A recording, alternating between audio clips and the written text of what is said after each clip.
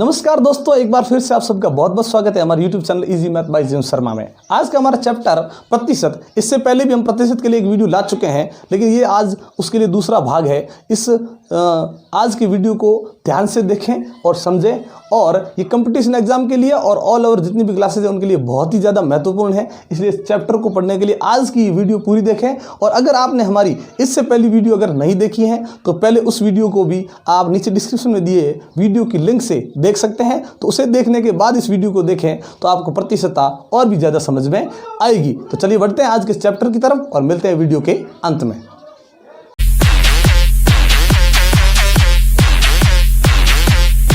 इससे पहली जो वीडियो थी उसमें हमने जिस प्रकार के प्रश्न किए थे उसमें से मैं एक प्रश्न कर रहा हूं। जैसे वहां हमने प्रश्न किया था 80 का 30% कितना होता है, तो हमने सरल करने का ये तरीका बताया था मैंने आपको कि ये जो 80 है का की जगह पे गुणा का चिन्ह, फिर 30 और ये बट्टा में 100 कैसे किस वजह से आया, प्रतिशत को हटाने से बट्टा में 100 लगता है। मैंने इसको सरल करने की डायरेक्ट ट्रिक आपको बताई थी। ये बताई थी मैंने कि जब भी इस प्रकार से नंबर आए उसमें से 2 जीरो को आप काट लें, क्योंकि बट्टा के नीचे 100 आएगा, फिर बाद में क्या होगा, 1 जीरो नीचे कटेगा, फिर ऊपर भी कटेगा, 1 जीरो नीचे कटेगा, 1 जीरो ऊपर भी कटेगा। तो क्या करना है हमें, उसमें से 2 जीरो आपको काटनी है, फिर जो नंबर बचे उनका गुणा करना है। 8 को 3 से गुणा करके कितने हो गए, 24। तो ये जो प्रश्न हमारा था 80 का 30% 24 है, ये हमने प्रश्न कर लिया था। अब आज क्या करेंगे, इसी प्रश्न में यदि ये हो जाए कि जैसे यहाँ पे 24 लास्ट में आया, हमने किस में लिखा, कॉमा में 24।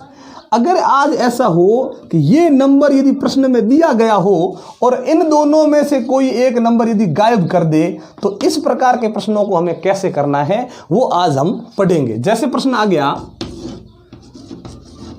कि 50 का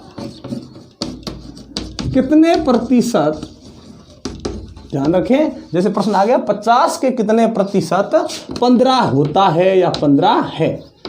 अब ये प्रश्न यदि आ जाए तो फिर इन प्रश्नों में हम कैसे करेंगे, कैसे करना है इस प्रश्न को। तो चलिए बढ़ते हैं प्रश्न की तरफ। अब ये करना कैसे है, सबसे पहले मैं आपको ये बता दूं कि क्रम आपको ये याद रखना है। तो ये का के जो आगे नंबर है ये अपना टोटल नंबर है, याद रखें, कुल ये नंबर है। कुल के बाद का और का के बाद प्रतिशत वाला नंबर ही आएगा, ये पक्का तय है। और उसके बाद जो नंबर आएगा वो क्या है, इस कुल में से प्राप्त किया गया नंबर, क्योंकि ये जो प्रतिशत वाला है वो हमें 100 में से प्राप्त हुआ है, और ये अंत में जो नंबर आया वो हमें इस का के आगे वाली संख्या में से प्राप्त हुआ है 24। ध्यान रखें, तो ये कुल नंबर है। तो अब वही क्रम हमें याद रखना है, और इस प्रश्न का इस प्रकार जैसे ये प्रश्न हमने किया है उसी प्रकार से इस प्रश्न को पहले लिखना जरूरी है। तो सबसे पहले क्या लिखेंगे, का के आगे वाला नंबर कितना है, 50 लिखा हुआ है, का की जगह पे क्या लिखेंगे, इनटू। अब सोचिए का के बाद कौन सा नंबर आएगा, प्रतिशत वाला आएगा, लेकिन यहाँ प्रतिशत वाला कोई नंबर नहीं। तो अपना करने का वो तरीका कि जब हमें कोई संख्या नजर नहीं आती है तो गणित में क्या करते हैं, लगभग माना की वो मानते हैं। तो हमने मान लिया x, प्रतिशत की जगह पे क्या आएगा, बट्टा में 100। तो ये लिखने का तरीका यही है जो पहले था। फिर ये जो 15 लिखा हुआ है यहाँ पे देखिए, ये 24 लिखा हुआ नहीं था, हमने गुणा किया, हमें 24 ज्ञात हुआ। तो ज्ञात जो हुआ वो हमने कहाँ लिखा, बराबर में।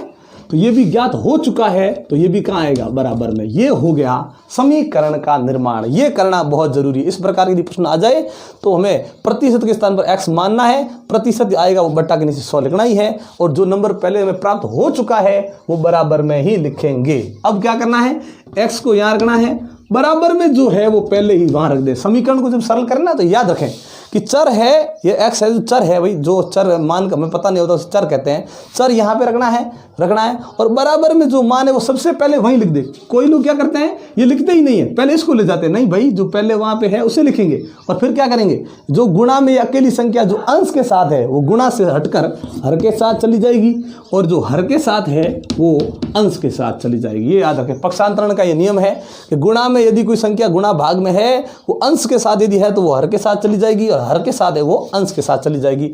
फिर काटना शुरू करेंगे, ये जीरो अंश और कट रहा है, फिर 5 और 10 इसे काटेंगे तो भी सही, 5 को यदि इससे काटेंगे तो भी सही होगा, क्योंकि ये भी दोनों 5 के पाड़े से कट रहे हैं, ये दोनों भी 5 के पाड़े से कट रहे हैं, तो जो काटेंगे वो सही होगा। तो 5 के पाड़े से ये कितनी बार, 1 बार, 5 के पाड़े से ये कितनी बार, 2 बार। अब बट्टा के नीचे क्या बचा, 1, कोई मतलब नहीं, बट्टा के नीचे 1 का, मैंने बताया अभी कि बट्टा के नीचे 1 का कोई मतलब नहीं होता। फिर अंश को अंश से गुणा कर देंगे, अकेली संख्या है ना, ये अंश है।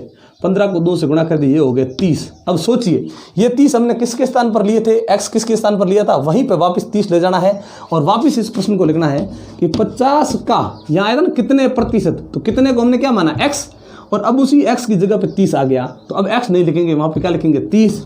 तो 30 ये प्रतिशत लिख सकते हैं, लगा सकते हैं चिन्ह, इस प्रकार से कोई दिक्कत नहीं, ये 15 है। तो ये हो गया अपना एक प्रश्न। तो याद रखें इस प्रकार से कभी भी प्रतिशत वाला यदि नंबर गायब हो जाए तो वहाँ पे इस प्रकार से x लिखना है, बाकी प्रश्न को लिखने का तरीका वही रखना है जो पहले था। चलिए बढ़ते हैं दूसरे प्रश्न की तरफ। दूसरा प्रश्न है कि किसका 15% 90 है। देखिए सवाल वही है, देखिए यहाँ पे का लिखा हुआ है, तो वही प्रश्न है, जमाने का लिखने का वही तरीका रखना है। तो का की जगह पे क्या लगाएंगे, गुणा का चिन्ह। फिर का के बाद कौन सी संख्या होती है, प्रतिशत वाली, तो ये प्रतिशत वाला नंबर लिख के प्रतिशत को हटाएंगे तो बट्टा में क्या लग जाएगा 100। उसके बाद ये जो नंबर लिखा है वो बराबर में ही आएगा। अगर पहले जैसे इससे पहले जो हम वीडियो लेकर आए थे उसमें बराबर में ये नंबर नहीं था, ये हम ज्ञात करते थे, लेकिन इसमें क्या है, बराबर जो संख्या है वो कॉमा में लिखी हुई है ना, तो वो बराबर लिखेंगे। तो क्या हुआ इस संख्या में, कौन सी संख्या इसमें नहीं है कि सर का के आगे जो नंबर था वो नंबर यहाँ नहीं है, तो क्या मान लेंगे उसे x। वही अब बस वापस सरल करने के लिए क्या करेंगे, इन सब नंबर का कर देंगे पक्षांतरण। तो बराबर में जो पहले लिखा हुआ है उसे पहले लिखेंगे। अब क्या करेंगे, गुणा में देखो, जो अंश के साथ है वो हर में चली जाएगी, जो हर के साथ में है वो अंश में चली जाएगी, मतलब 100 जाएगा ऊपर और 15 आ जाएगा नीचे। तो ये गुणा था, गुणा ही रह जाएगा। क्यों रह जाएगा गुणा, क्योंकि ये जो गुणा में नंबर लिखा हुआ ऊपर वो नीचे चला गया है, और नीचे था वो ऊपर चला गया, मतलब व्युत्क्रम हो चुका है, तो गुणा गुणा में ही आ गया। ये मत सोचना है कि सर गुणा आपने गुणा में कैसे लिख दिया, अरे भाई जो गुणा में संख्या थी वो कहाँ चली गई, भाग में, जो भाग में थी वो कहाँ चली गई, गुणा में। बस यही सरल करना था। जो कट रहा है उसे काटेंगे। तो मैंने देखा 15 और 90 कट रहे हैं। देखिए 15 के पहाड़े से 15 एक बार, 15 के पहाड़े से 90 6 बार, एक ही पहाड़े से, समान पहाड़े से काटना है। बट्टा के नीचे क्या बचा, 1। फिर बट्टा के नीचे 1 आ गया, तो फिर बट्टा के नीचे 1 का कोई मतलब नहीं है, काटेंगे ही नहीं। अब 6 को इससे गुणा कर दिया, ये कितने हो गए 600। ये x का जो मान आया वो 600 आया। अब देखिए x हमने किसको माना था कि सर का के आगे नंबर था, उसे हमने x माना था, लेकिन अब हमें का के आगे वाला नंबर ये मिल चुका है, तो ये हो गया 600 का 15% 90 है। याद रखें एक बात, का के ये जो आगे नंबर लिखा हुआ है ये इस प्रश्न में कुल दर्शाता है, यानी कुल वाली संख्या को, ये जो टोटल संख्या को दर्शाता है। याद रखें, तो यहाँ पे ये याद रखना है कि 100 और ऊपर जो ये 15 लिखा है ये हमें 100 में से मिलने वाला नंबर है, 100 में से निकला ये 15। लेकिन ये जो 90 जो अंत में दिया गया है वो किस में से निकला है, 600 में से। याद रखना है ये जो 600 है ना को टोटल नंबर, ये 600 में से निकला है और ये 100 में से निकला है, और ये दोनों ही नंबर समान है। याद रखना है, बस प्रतिशत का कोई ज़्यादा भारी है वो टॉपिक नहीं है, ये याद रखना है। प्रतिशत 100 में से निकलता है और अदर जो नंबर लास्ट में मिला वो टोटल में से निकलता है, लेकिन दोनों ही बराबर हैं, दोनों ही समान है। याद रखें। तो आज की वीडियो आपको कैसी लगी ये कमेंट बॉक्स में लिखकर हमें ज़रूर बताएं। अगर अच्छी लगी हो तो लाइक कर दें और अपने दोस्तों के साथ शेयर कर दें, ताकि हम जो ये वीडियो बनाते हैं उनका फ़ायदा ज़्यादा से ज़्यादा लोगों को मिल सके, सभी स्टूडेंट्स को मिल सके। तो देखते रहे हमारे वीडियोज़। एक बार आप सबका बहुत बहुत धन्यवाद हमारे चैनल को सब्सक्राइब करने के लिए और हमारे वीडियोज़ को लगातार देखने के लिए। और अगर आप हमारे चैनल पर नए हैं तो प्लीज़ हमारे चैनल को सब्सक्राइब कर लें और बेल आइकन जरूर दबा लें, ताकि जब भी हम आपके लिए नई वीडियो लेकर आए नोटिफिकेशन आपको मिलती रहे। तो देखिए आज हमने जो चैप्टर पढ़ा प्रतिशत, ये जो चैप्टर है अभी तक चैप्टर की केवल शुरुआत हुई है। अगली वीडियो जो है वो बहुत ही ज़्यादा इंपॉर्टेंट और बहुत ही ज़्यादा इंटरेस्टिंग होने वाली है, इसलिए हमारे अगले वीडियो के लिए तैयार रहें। तब तक के लिए नमस्कार, जय हिंद, जय भारत।